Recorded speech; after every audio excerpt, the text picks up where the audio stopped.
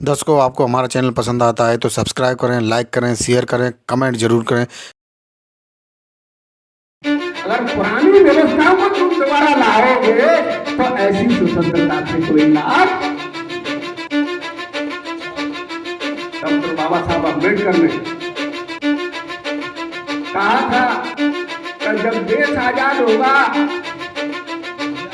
तो जो लोग दबाए गए हैं, सताए गए हैं, कुचले गए हैं, उनका क्या होगा? केवल सत्ता का परिवर्तन, एक विदेशी चला जाएगा, दूसरे के हाथ आ जाएगा, उससे तुम्हारा कल्याण होने वाला। इसलिए मैं वो तैयारी कर रहा हूं कि जब स्वतंत्र हो जाएगा तो भारत कैसा होगा। मैं वो तैयारी कर रहा हूं कि स्वतंत्रता के बाद मेरी जरूरत होगी और उस समय मैं भारत को कैसा करूंगा, कैसा भारत को बनाऊंगा, उसकी तैयारी में लगा हुआ हूं। अभी मेरे पास समय, मैं भारत का भविष्य तलाश रहा हूं, मैं भारत का फ्यूचर देख रहा हूं, मैं भारत के लोगों की विकास देख रहा हूं, मैं भारत का एक बहुत सुंदर रूप देख रहा हूं। वो रूप को मुझे निखारने के लिए मुझे वक्त मिलेगा, ऐसा मेरे मन में है।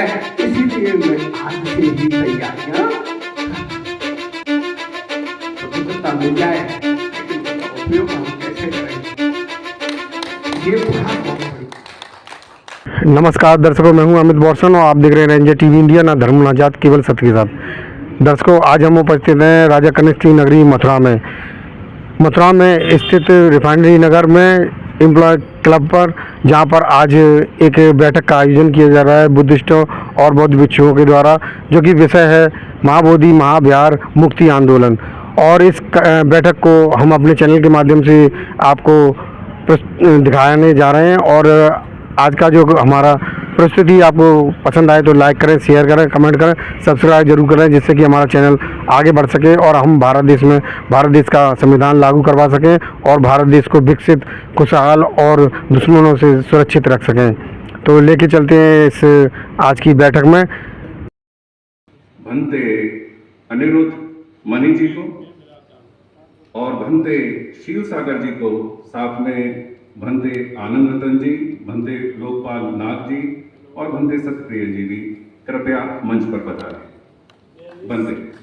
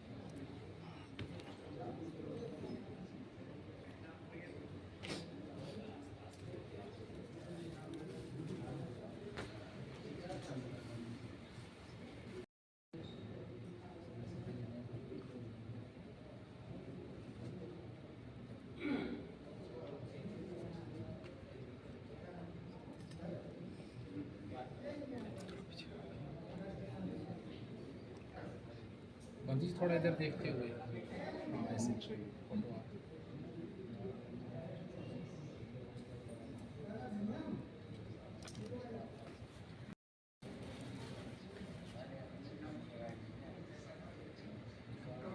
ओके।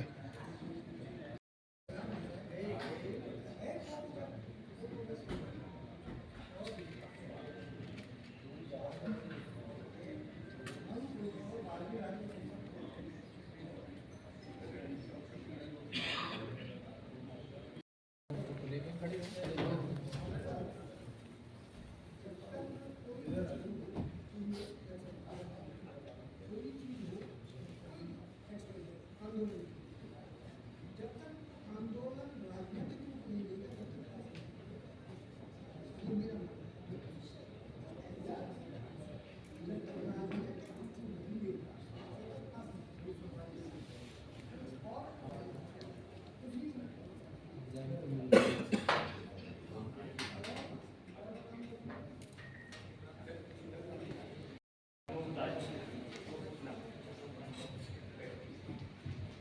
भिक्षु संघ से आग्रह है कि वे ठीक है बाद में हरीश बाद में ये धागे धोगे सेट कर देना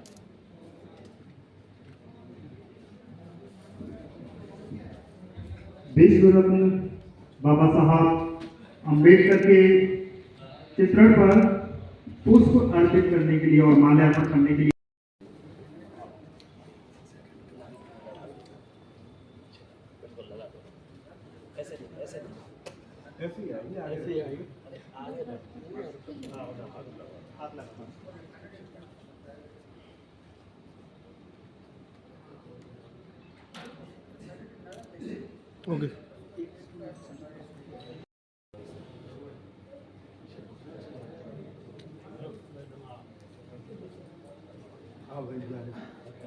आओ ना आगे आओ हाथ लगाओ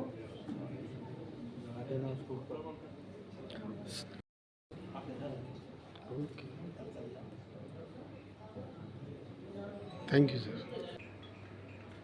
इस मांग को लेकर, इस समस्या को लेकर हम जानते हैं कि भिक्षु संघ कई बार पहले भी आंदोलन करता रहा है, आंदोलन हुए और किन्हीं वजहों से वे असफल हो गए। लेकिन इस बार हमें पूरी उम्मीद है कि हम सफल होंगे और सफल होंगे, इसमें हमें कोई संदेह नहीं है।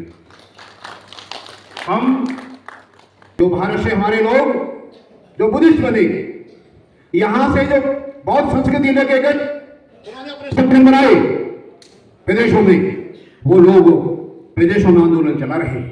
अभी तक इस देश के शासक वर्ग की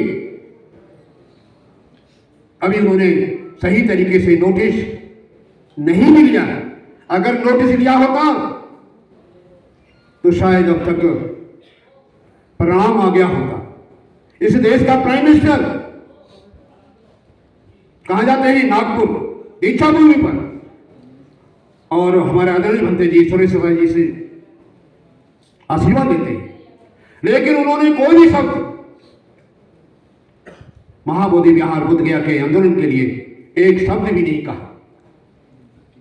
क्योंकि वो जानते हैं, और जब तक हम लोग इस देश को, इस बुद्ध विहार के इस आंदोलन को, महाविहार के आंदोलन को एक जनव्यापी, एक जन आंदोलन नहीं बनाएंगे,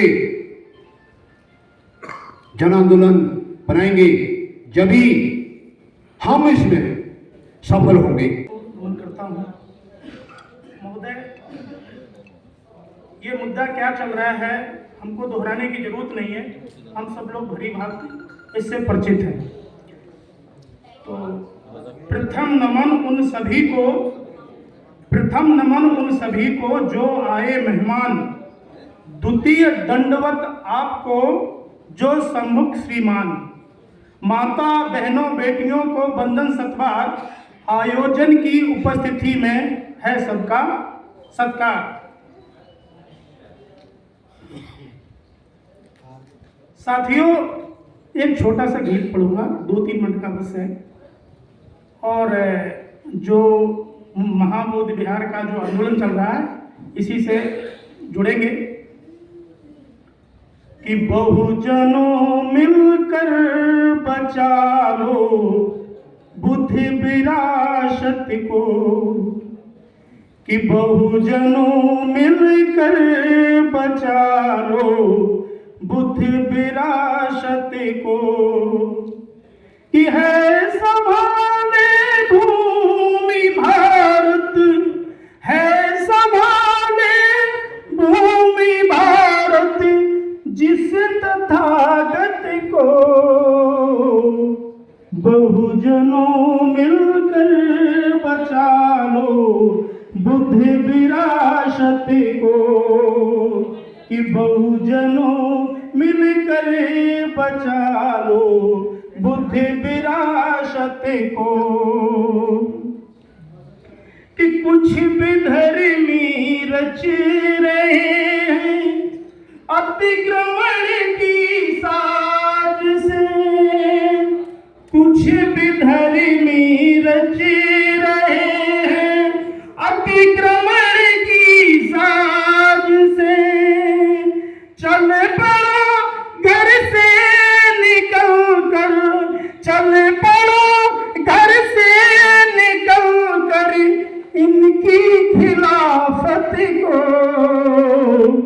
कि बहुजनों मिलकर बचा लो बुद्धि विरासत को, बहुजनों मिलकर आप लोग भी दोहरा सकते हैं, आप लोग भी ये प्रतिज्ञा ले सकते हैं कि साथ में गाइएगा कि बहुजनों मिलकर बचा लो बुद्धि विरासत को।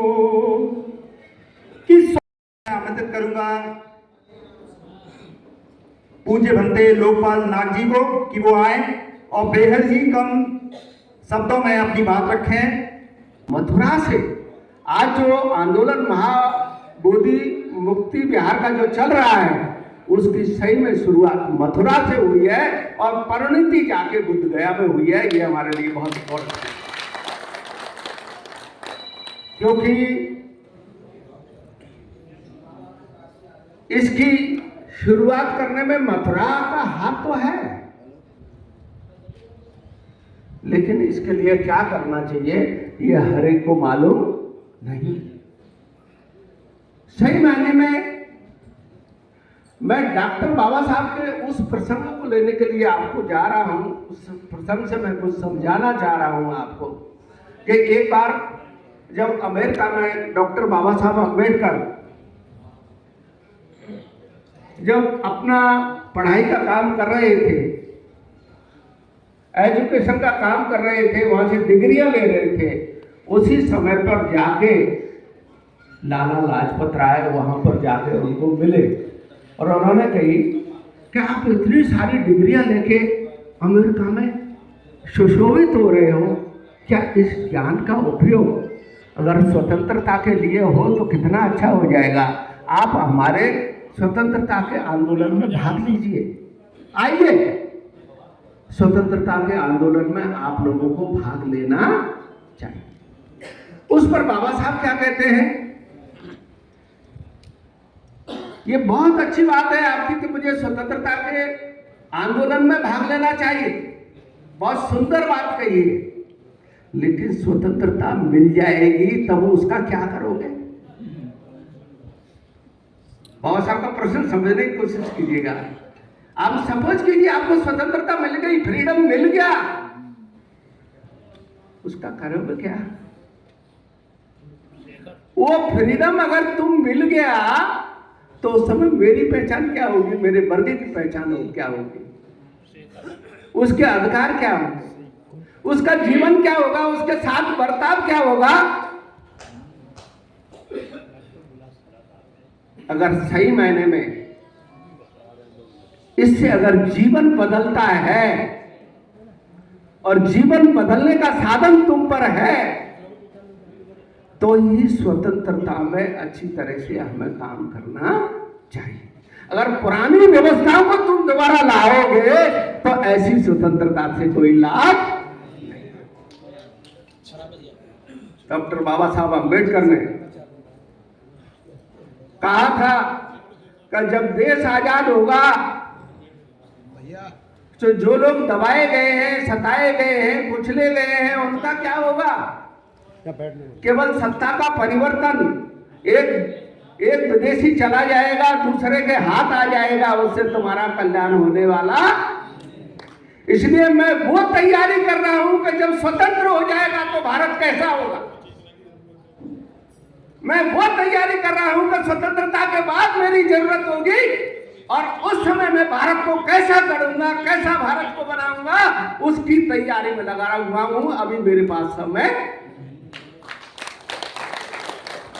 मैं भारत का भविष्य तलाश रहा हूं, मैं भारत का फ्यूचर देख रहा हूं, मैं भारत के लोगों की विकास देख रहा हूं, मैं भारत का एक बहुत सुंदर रूप देख रहा हूं।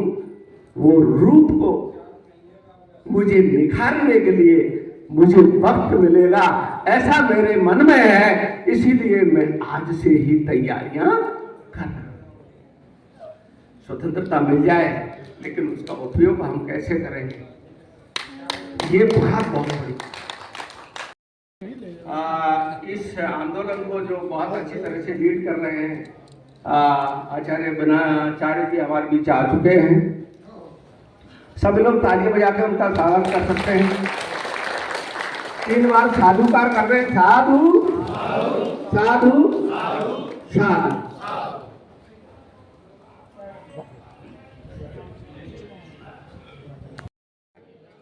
उसका फ्यूचर क्या होगा, इस धर्म का फ्यूचर क्या होगा।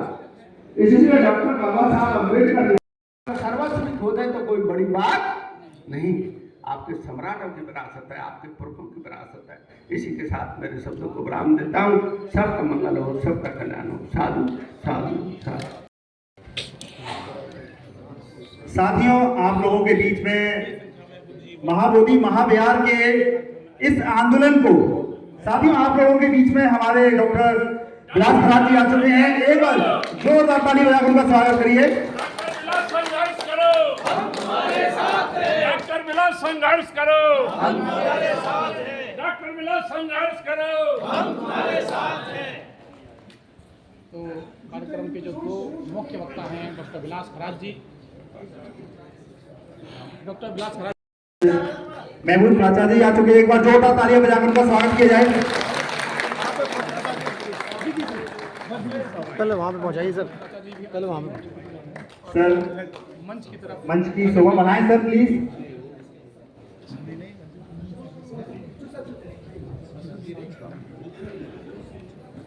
साथियों, इस ऐतिहासिक संगोष्ठी में शामिल होने के लिए महाबोधि महाविहार की जो केंद्रीय कमेटी के जो वरिष्ठ पदाधिकारी गण हैं और जो आंदोलन की मुहिम के कारवां को जन जन तक पहुंचाने का काम कर रहे हैं, और जो उस महाविहार महाबोधि पर कब्जा किए हुए जो असामाजिक तत्व हैं उनको बाहर निकालने के लिए जो बीड़ा उन्होंने उठाया है, ऐसी महान शख्सियत जो हमारे मंच की शोभा बढ़ा रही है, एक बार जोरदार तालियां उनका स्वागत किया जाए।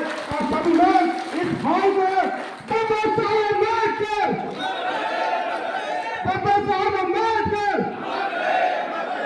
भगवान बुद्ध की, भगवान बुद्ध की। बहुत बहुत धन्यवाद साथियों।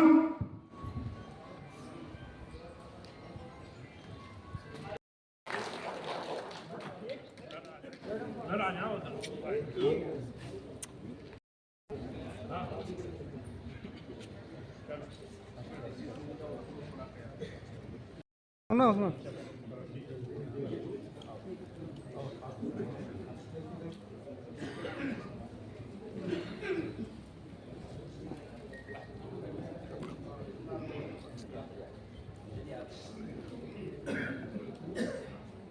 दे दीजिए सर।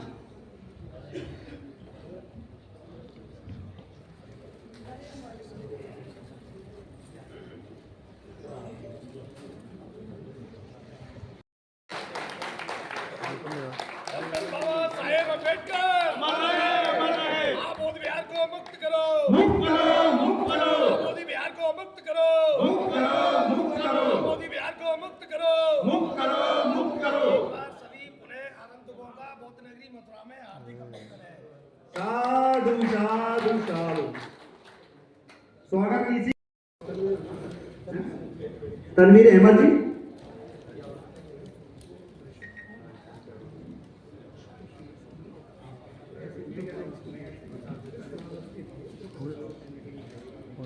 हो गया सर।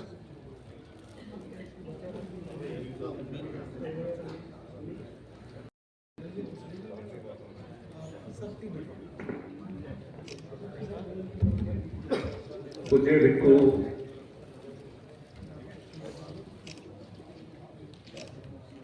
राजस्थान से चलकर आए पूज्य भिक्खु जी का स्वागत करने के लिए हम आमंत्रित करते हैं भारतीय बौद्ध महासभा के संयुक्त प्रांतीय सचिव श्रद्धेय यजुवीर सिंह विद्रोही जी का, महासभा के दीवान सिंह जी यहाँ उपस्थित हैं। तो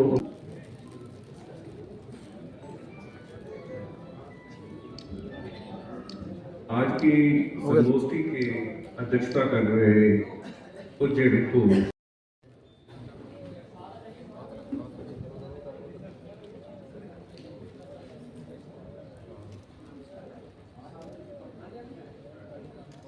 ओके सर। के लिए बेताब थे, जिनके लिए हमारा बहुत लंबे से इंतज़ार था। वो हमारे मुख्य वक्ता, वो महान व्यक्तित्व आज इस मंच को की शोभा बढ़ा रहे हैं, इस मंच पर सुशोभित हैं। इस क्रम में सबसे पहले हम भारत के ही नहीं बल्कि विश्व के बहुत ही बड़े इतिहासकार डॉक्टर विलास खरात जी, जो कि हमारे बीच में उपस्थित हैं, मैं चाहता हूं कि उनको मैं संबोधन के लिए बुलाऊं। उससे पहले आप एक जोरदार तरीके से सर्वध्वनि से उनका स्वागत करें।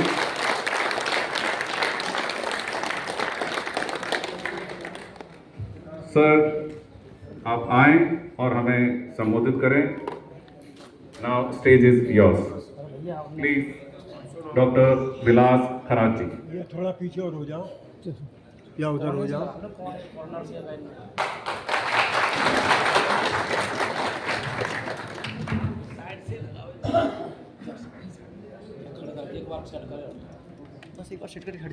महाविहार को ब्राह्मणों से बचाने के लिए बौद्ध नगरी मथुरा भी प्रयास कर रही है। ये देखकर हमें खुशी हो रही है।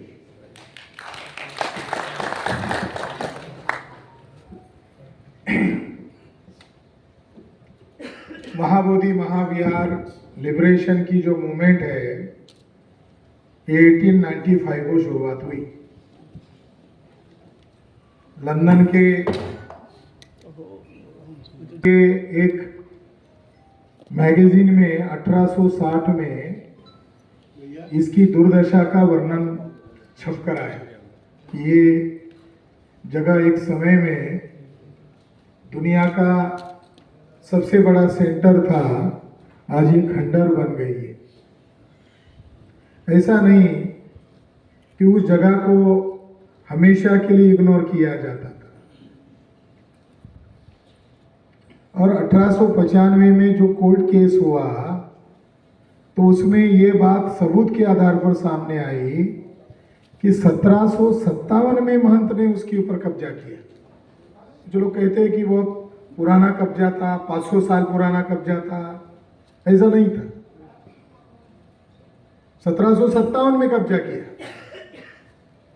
और उस महंत का कब्जा, वहां जो मुगल शासक था, खेती से टैक्स मिलता था, तो आसपास के टेकारी, बाराशेट्टी, ये जो गांव थे, उस गांव का टैक्स का अधिकार उस महंत ने लिया,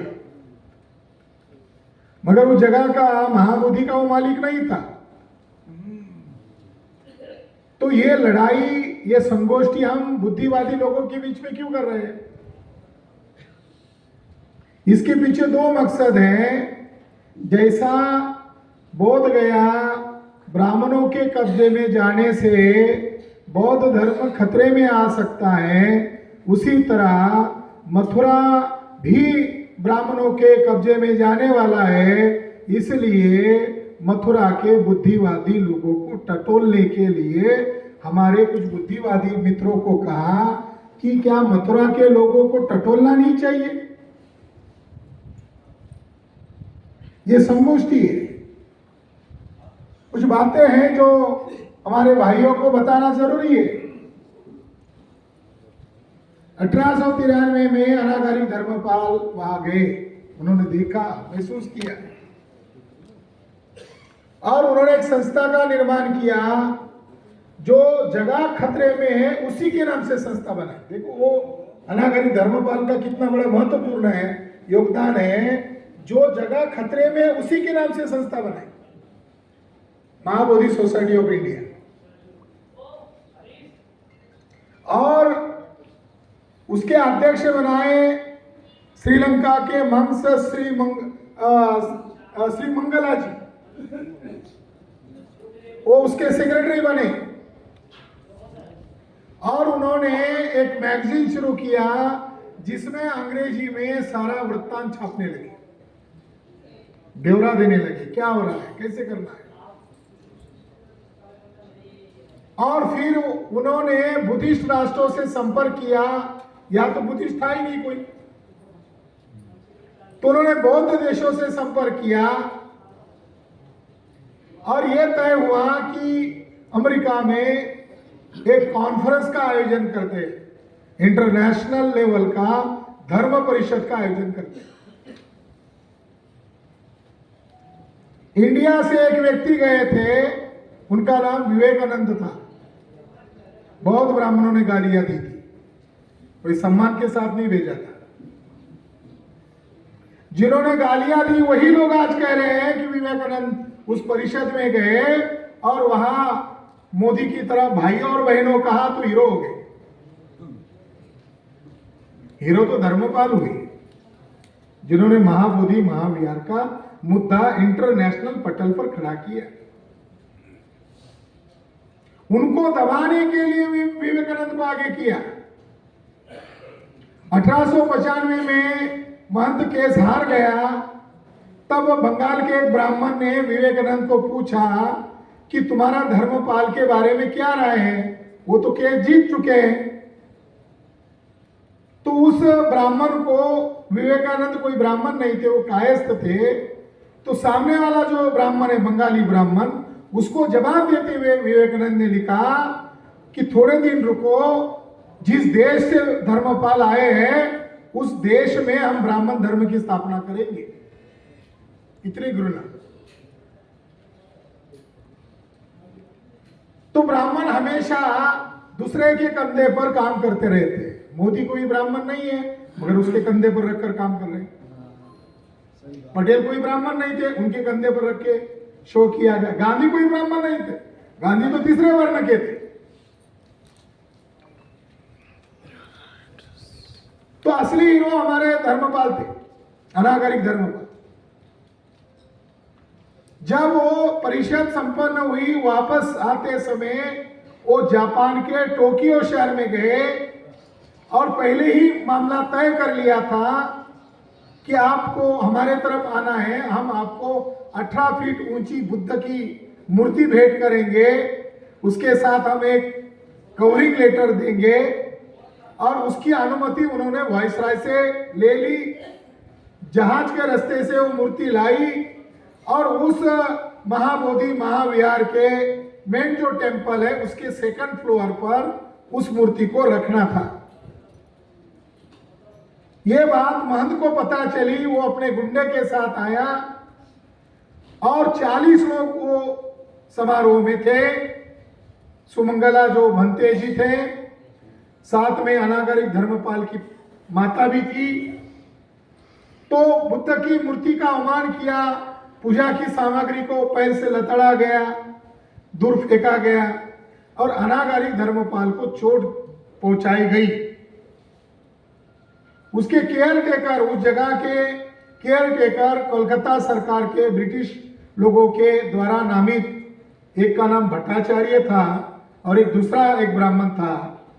बाद में उन्होंने एफआईआर में और साक्ष्य में मान्य किया कि इन लोगों ने कोई रिएक्शन नहीं किया, बल्कि महंत और उसके लोगों ने ही इन लोगों को पीटा।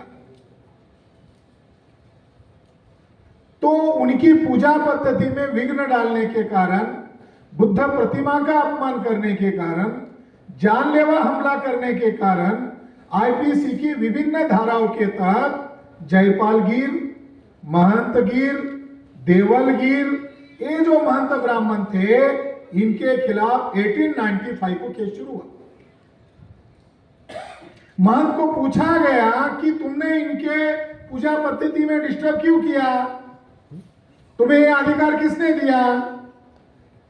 तो महंत ने जवाब दिया कि उस जगह का मालिक मैं हूं, मालिक होने के नाते मैंने उनको अवगत किया। तर्क देखो, दलील देखो। जस्टिस मैकफरसन महोदय थे, गया कोर्ट में केस चल रहा,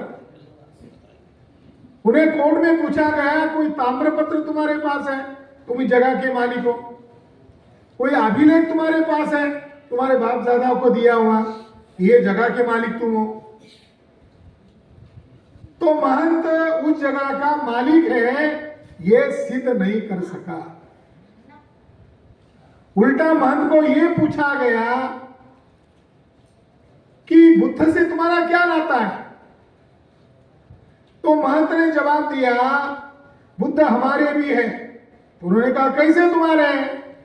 तो उसने जवाब दिया कि पुराणों में बुद्ध को विष्णु का 9वां अवतार कहा जाता है, इसलिए बुद्ध हमारे हैं। तालियां मत बजाओ, थोड़ा दिमाग लगाओ कि ये तारीफ चल रही है, अपमान चल रहा है। वो कोर्ट की बातें मैं बता रहा हूं, मेरी बात मैं बाद में बताने वाला। हमारे लोगों को जानकारी नहीं है, जानकारी होना बहुत जरूरी है। युद्ध नीति में नियम है, लड़ना किसके खिलाफ है ये पहले डिक्लेयर करो, बाद में लड़ाई होती है। वार शुरू हो गए हैं, मगर लड़ना किसके खिलाफ है पहले तय तो करना पड़ेगा। दोस्त दुश्मन की पहचान करानी पड़ेगी। तो उसने यह दलील दिया, बुद्ध हमारा अवतार है। किसका अवतार है? विष्णु का अवतार है। आगे जाकर कहा, हम सिद्धार्थ बुद्ध जो सिद्धोधन राजा का पुत्र है, हम उसको नहीं मानते। जो हमारा विष्णु का अवतार बुद्ध है, हम उसको मानते हैं। दलील ब्राह्मणों का, ब्राह्मण सबसे ज्यादा अपने वर्चस्व के लिए अपने बुद्धि का इस्तेमाल करते हैं, जन कल्याण के लिए नहीं करते हैं। ये ब्राह्मणों के और हमारे लोगों के कैरेक्टर का अंतर। कितना बुद्धिभेद किया। हम बुद्ध को मानते हैं, मगर कौन से बुद्ध को? जो पुराण में वर्णित है। और पुराण का बुद्ध किस लिए पैदा किया ब्राह्मणों ने? तो पुराण में लिखा, विष्णु पुराण में लिखा, भविष्य पुराण में लिखा। क्या लिखा? कि ये सृष्टि जो है वेद विरोधी हो गई थी, वर्ण व्यवस्था के विरोधी हो गई थी। जो वेद विरोधी असुर थे उनको भ्रमित करने के लिए बुद्ध पैदा हुए, ऐसा लिखा। फिर उस महंत को एक ऐसी कॉपी दिखाई, ये पुराण तुम्हारा है। उस पुराण का नाम है ब्रह्मांड पुराण। और उस ब्रह्मांड पुराण में लिखा हुआ है कि ब्राह्मण को गलती से भी बुद्ध विहार नहीं जाना चाहिए, ऐसा लिखा है। अगर तुम्हारे विष्णु के अवतार है तो ये पुराण में ऐसा क्यों लिखा हुआ है? क्या लिखा है? कि ब्राह्मण को गलती से भी बुद्ध विहार में नहीं जाना चाहिए। अगर कोई गलती से भी गया तो गलती से बुद्ध के मूर्ति का मुंह नहीं देखना चाहिए। अगर उसने ऐसा किया तो वो नरक योनि में जाएगा।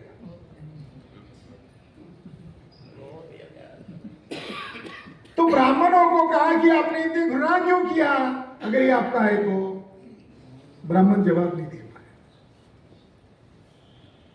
तो 1895 के कोर्ट जजमेंट से बहुत सारी बातें सामने आई।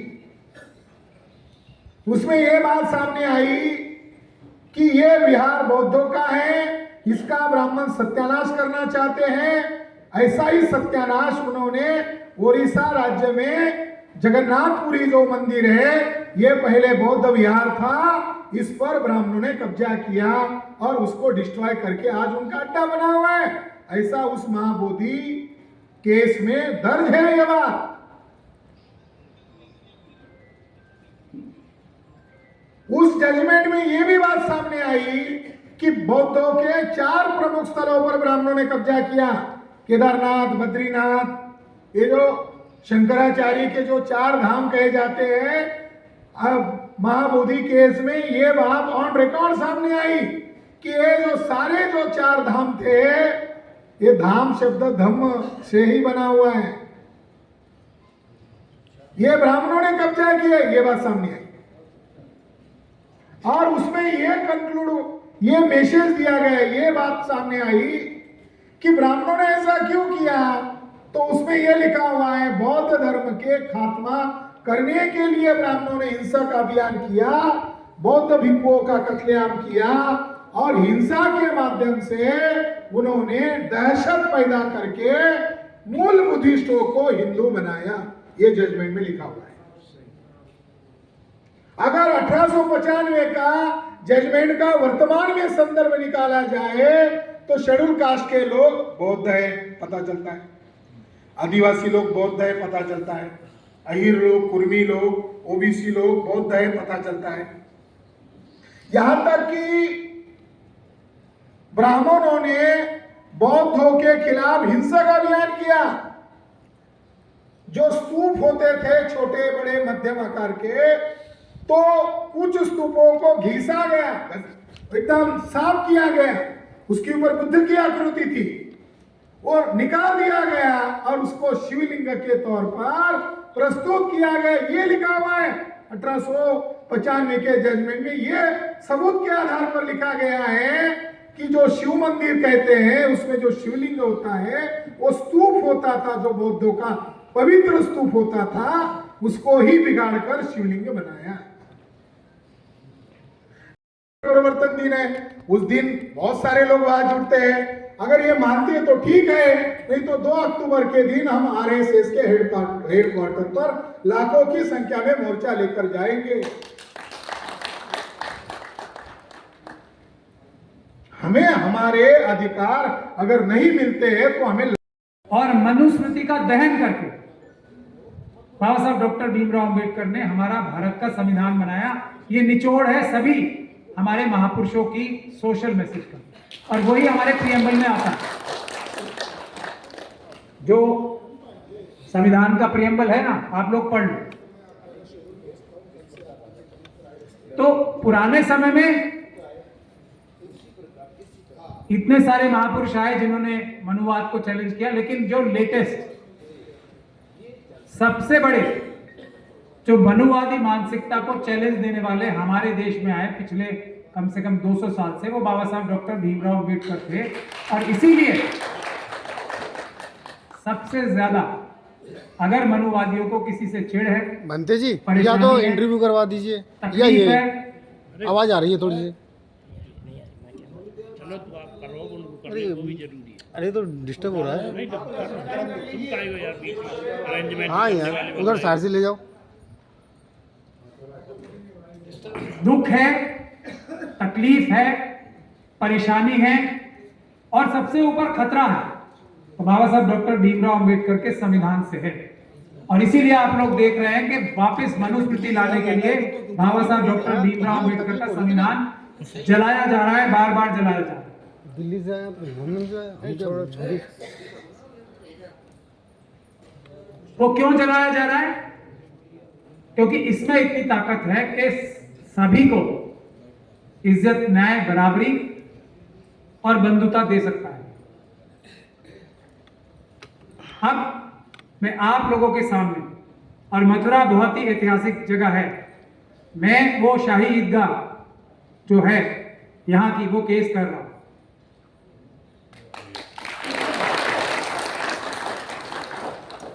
और आपने बाबरी मस्जिद का केस देखा, आपने जो काशी की मस्जिद है उसका केस देखा, और यहाँ का केस भी देख लीजिए। इसीलिए जो यहाँ की कमेटी आई हुई है, मैं उसकी भी तारीफ करना चाहता हूँ कि मनुवाद के सामने 17 पार्टीज इन्हें खड़ी करनी पड़ी, 17 पार्टीज, और किसी भी जगह इतनी सारी पार्टीज नहीं, लेकिन अब भी मुकाबला बराबरी से हो रहा है, और हमें पूरी उम्मीद है। और डॉक्टर कारक ने अभी जो बात कही वो उसका मैं स्वागत करता हूं, क्योंकि सच ढूंढने के लिए सभी को पार्टी बनना चाहिए। बुद्ध समाज के लोगों को भी इसमें पार्टी बनना चाहिए, ऐसा मेरा खुद का कहना है। लेकिन अब मैं मुद्दे की बात पे आ जाता हूं, जिसके लिए मैं आज इतनी दूर से चल के यहां पे आया हूं। मनुवादी मानसिकता का सबसे बड़ा हथियार है जो अंबेडकरवादी विचारधारा के हैं, संविधानवादी विचारधारा के हैं, एकता, बंधुता, इज्जत, न्याय, बराबरी। इसके जो मानने वाले लोग हैं उनको आपस में बांटें, उनको आपस में लड़वाएं। अगर हम लोग एकता कायम करने में सफल हो जाते हैं तो मनुवाद जो है अंबेडकरवाद के सामने कहीं नहीं ठहरेगा, इस बात की गारंटी है। और ये बात की गारंटी देने में यहां पे आप लोगों के सामने। अब एकता होने के सबसे बड़ी वजह क्या है? एक ही तरीके से सबको मारा जा रहा है, सब मजलूमों के साथ अत्याचार किया जा रहा है। एक ही फॉर्मूला है, कोई फॉर्मूला भी अलग अलग नहीं है। और मैं खास तौर पे जो अल्पसंख्यक समुदाय के लोग हैं, आज से नहीं कई सालों से ये बीजीटी एक्ट जो है ना, बोध गया टेम्पल एक्ट जो है, उसके बारे में एग्जाम्पल दे दे के अपने सभी लोगों को समझा रहा था, चाहे वो मुस्लिम समाज के लोग हों, क्रिश्चियन समाज के लोग हों, सिख समाज के लोग हों, कि ये देखो, ये जो अत्याचार 1949 में हुआ है कानून के माध्यम से, ये कल को हम सबके साथ होने जा रहा है। तो हमें एकता से एक साथ मिलकर ये लड़ाई लड़नी है। और सबसे पहली लड़ाई, क्योंकि सबसे पहला 1949 से जो अत्याचार हुआ है, जिसकी बुनियाद पे सब जगह यही अत्याचार होगा, तो सबसे पहले हमें बौद्ध गया की लड़ाई लड़नी पड़ेगी। ये बात मैं आज नहीं कई सालों से कह रहा हूं, और आज उसका अंजाम आ गया। वक्फ बोर्ड का जो एक्ट है ना, मोटा मोटा अगर उसकी रूह और आत्मा देखी जाए तो वो वही है जो बोध गया टेम्पल एक्ट में है, कि सबसे ज्यादा जो मजहबी या धार्मिक आस्था बुद्ध समाज की है, वहां से सबसे महत्वपूर्ण, सबसे पवित्र पायस जगह जो है, उस पे ब्राह्मणों का कब्जा होगा, और ये सबके साथ होगा। ये बात मैं बहुत दिन से समझा रहा था, और आज उसकी एक बहुत बड़ी शुरुआत हो गई है मुसलमानों के साथ। और क्रिश्चियंस का अगला नंबर है, वो आरएसएस के मुखपत्र ने, जो ऑर्गेनाइजर है, उसमें ऐलान कर दिया कि क्रिश्चियंस की इस देश पे, देश के अंदर सबसे बड़ी भूमि है, तो अगला नंबर उनका आ गया। लेकिन मैं यहां एक बात और कहना चाहता हूं, इस देश में 84,000 बुद्ध विहार हैं, तो सबसे अधिक अगर किसी की भूमि है तो वो बुद्धिस्ट कम्युनिटी की है, और ये साझा लड़ाई है। अगर हम मिलकर लड़ेंगे तो मनुवाद हम लोगों के सामने नहीं ठहर सकता, कभी नहीं ठहर सकता, और हम मिलकर लड़ेंगे, ऐसा मैं सभी व्यक्तियों के सामने भी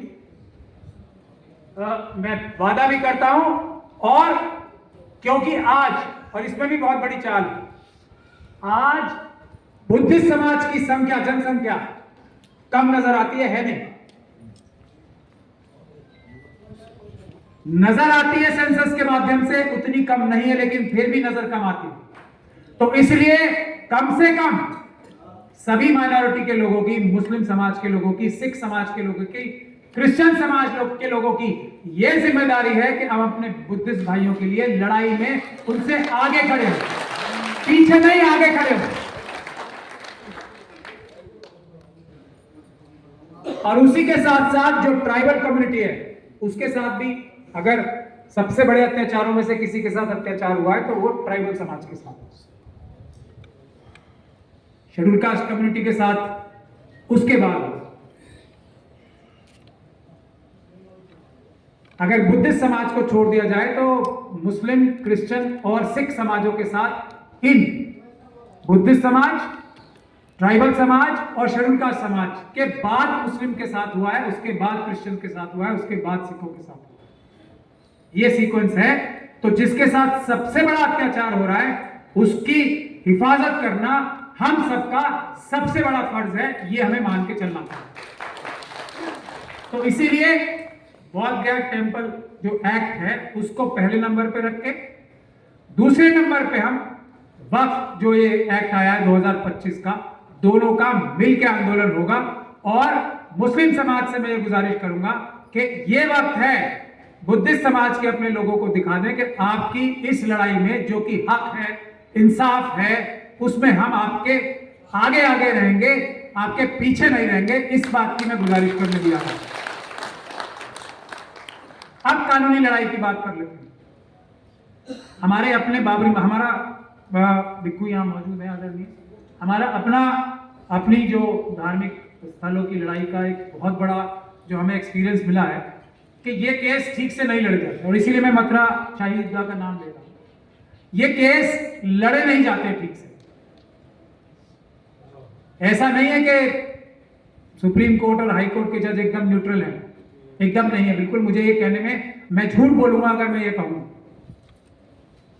लेकिन फिर भी ऐसा नहीं है। बावजूद सारी मुसीबतों के, सारे बायसेस के, लड़ाई फिर भी हो सकती है, बचाव फिर भी हो सकता है, लेकिन उसके दो तरीके हैं। उसका पहला तरीका है, जो मैं सब जगह बोलता भी हूं, आप सब लोगों ने सुना होगा, अदालत में मुकदमे पूरी ताकत से मजबूती के साथ प्लान करके, स्ट्रैटेजी बना के लड़ने पड़ेंगे, पहली चीज। लेकिन ये सिर्फ कोई भी आंदोलन जीतने का 20% हिस्सा है। 80% हिस्सा जो होगा वो होगा सड़क पे पीसफुल प्रोटेस्ट करके, और वो भी मिलजुल के प्रोटेस्ट करके। जो लगातार 57 दिन से धरने प्रदर्शन कर रहे हैं, ये दायित्व दिखा दिया भारत में बौद्ध भिक्षुओं ने अपना। अब ये अपेक्षा है कि भारत का बौद्ध उपासक महाबोधि महाविहार को मुक्त कराने में अपना दायित्व सुनिश्चित करें। और ये लड़ाई तब आसान हो जाती है जब प्रथम संगति हुई तो अजात शत्रु ने पूर्णतः जिम्मेदारी ली, बौद्ध भिक्षुओं के सामने खड़े होकर कि तथागत बुद्ध के 84,000 उपदेशों को मैं अपने काल में, मैं अपने रहते हुए, मैं बौद्ध भिक्षुओं की ऐसी विशाल संगति कराऊंगा जिनको रुकने के लिए, भोजन दान के लिए कोई असुविधा ना हो। और क्रमबद्ध ये संगति उसी प्रकार हुई जिस प्रकार अजातशत्रु ने शुरू की। तो बौद्ध उपासकों का जब इतना निष्ठावान धम्मदयात रूप देखा गया, इतनी श्रद्धा देखी गई, इतना विराट धम्म का भाव देखा गया, तो धम्म की जो गति प्रगति थी वो केवल पाटलिपुत्र नहीं रह गई, श्रावस्ती नहीं रह गई थी, वैशाली नहीं रह गई थी, राजगीर नहीं रह गई थी। बौद्ध उपासकों के प्रयास से भारत, अखंड भारत तक धम्म की वाणी गूंजने लगी थी। धम्म का प्रचार प्रसार अखंड भारत के हिस्से में होने लगा था।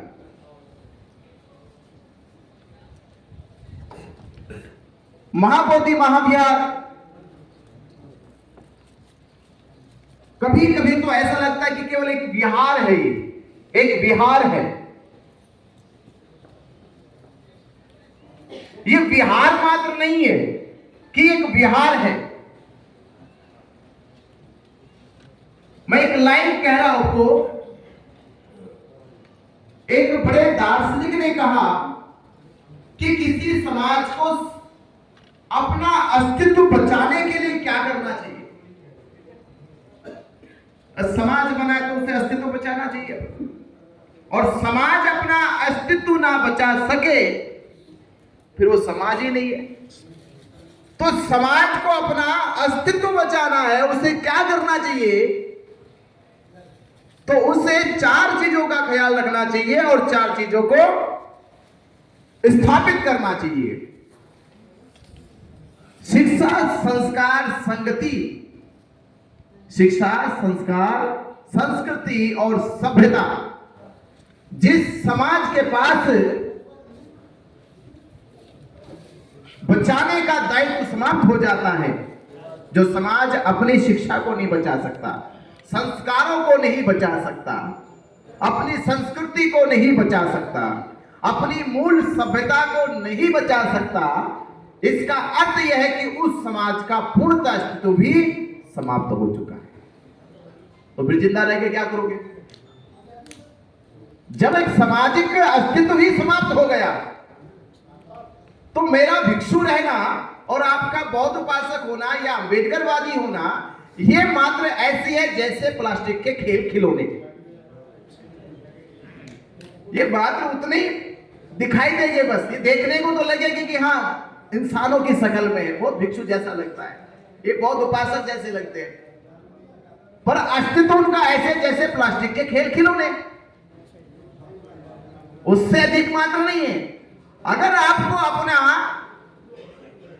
अस्तित्व प्लास्टिक के खेल खिलौने से सजीव रूप में आना है, सजीव क्रियाशील में आना है, सजीव प्रभाव में आना है, तो आपको अपनी शिक्षा, संस्कार, संस्कृति और सभ्यता को बचाने के लिए अपना दायित्व निभाना चाहिए।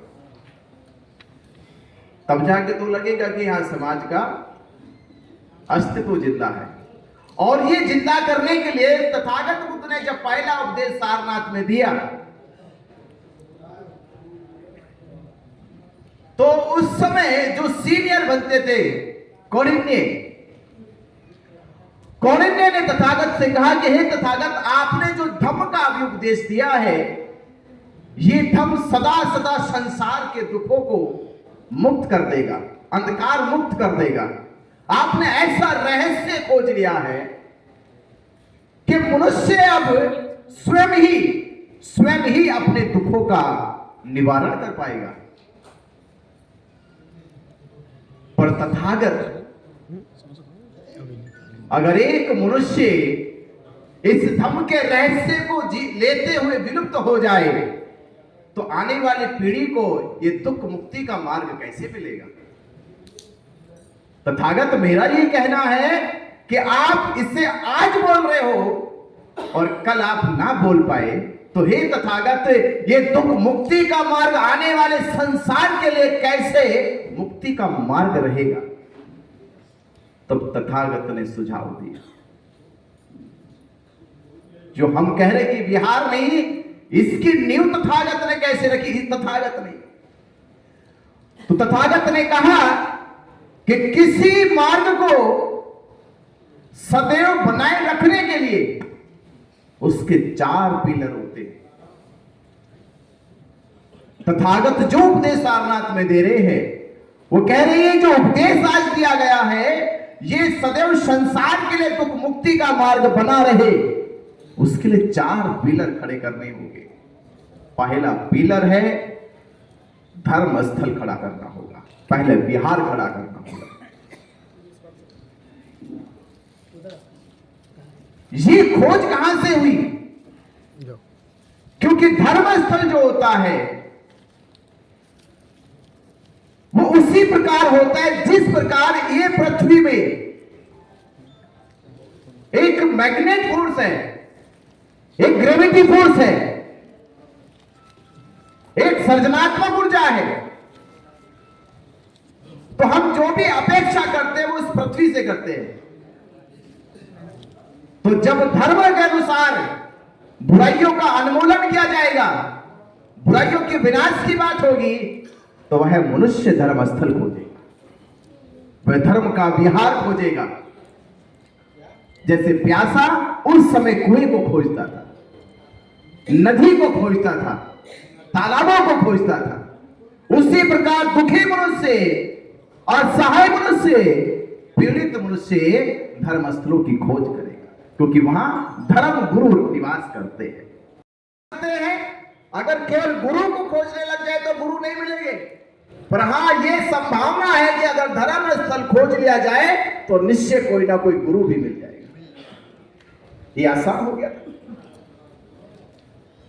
पहला काम था धर्म स्थल बचाना, दूसरा काम था धर्म की शिक्षा को बचाना, तीसरा काम था धर्म गुरु को बचाना, और चौथा काम था अपनी दान पारमिता को निभाना। ये 4 पिलर खड़े करो, और आज संसार में ये संस्कृति पूरे संसार में चले। सर, परिचय देते हुए अपना और जो आज का कार्यक्रम रहा, किस विषय को लेकर और क्या उद्देश्य था?